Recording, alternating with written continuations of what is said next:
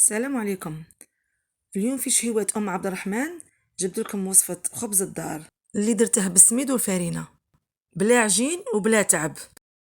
وصفة سهلة وبسيطة ديريها في 10 دقائق. نروحوا للمكونات اللي هما كاس حليب دافي، نزيد عليهم كاس ماء دافي، نزيد عليهم مغرف كبيرة تاع خمارة الخبز ومعها مغرف كبيرة تاع سكر، 3 مغارف كبار تاع زيت. نخلط المكونات مليح باش الخمارة هذيك تتخلط مع الماء دافي والحليب، ونزيد عليهم 2 كيسان تاع سميد رقيق. واللي ما عندهاش الحليب تنجم تعوضه بالماء نورمال، تسمى دير 2 كيسان تاع ماء.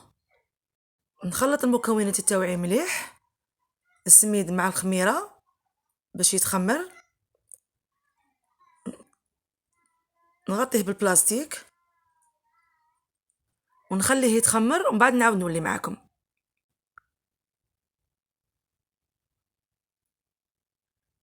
كي تخمرت العجينه تاعي للمره الاولى نجي نكسر لها الخميره ونكمل الوصفه. نزيد كاس ونص تاع الفارينه ونزيد عليها مغرف صغيره تاع الملح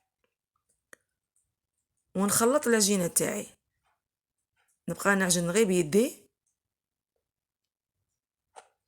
نعجن مليح. نزيد هنا مع التالي مغرفه كبيره تاع زيت، نخلط العجينه مليح ونعجنها بيدي غير عجين خفيف حتى تتماسك العجينه وتولي على هذا القوام. العجين جا خفيف وطري، تعجنيه بالخف بلا تعب. نكمل العجين تاعي ونغطيه بكيس بلاستيكي ونخليه يتخمر للمره الثانيه. صاي العجين تاعي راه تخمر شويه، نجي نقسمه بين زوج، ندير 2 خبزات، نرمضها في السميد الرقيق اللي درت به الوصفه.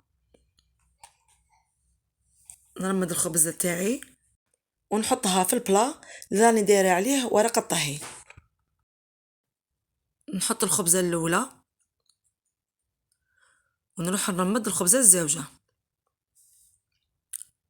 نرمض الخبزه الزوجه تاني مليح في السميد ونحطها في البلا ونخلي الخبز تاوعي يريحوا 5 دقائق ولا 10 ونعاود نرجع لهم. عاودت رجعت للخبزه تاوعي بعد ما ريحوا، نجي نقرصهم وما ندركش عليهم بزاف باش ما نرققهمش، راني باغيتهم يجوا موايا ما غلاض ما رقاق. نزيد الخبزه الزوجه ندير لها نفس الشيء كيما الاولى ونغطيهم ونخليهم يرتاحوا 20 دقيقه ولا 25 دقيقه ويتخمروا ومن بعد ندخلهم يطيبوا.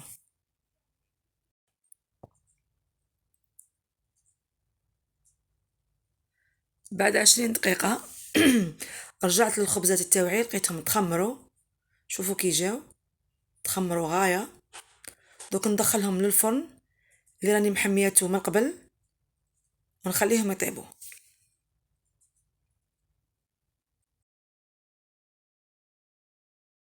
بعد ما طابوا الخبزات التاوعي شوفوا كي جاو، هذا هو الشكل تاعهم، طابوا غايه، تحمروا من الفوق ومن تحت، شوفوا كي جاو روعه.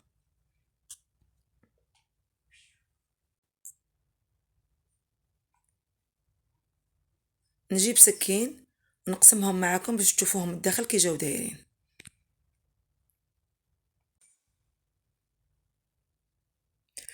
نقسم الخبزه بين زوج، شوفوا كي جات دايره من الداخل، شوفوا شحال طريه ومتقبه، جات روعه الشيرات. ودرك ما بقى لي غير نقول لكم تبقاو على خير ودمتم في رعايه الله، والى الملتقى والى وصفه اخرى ان شاء الله.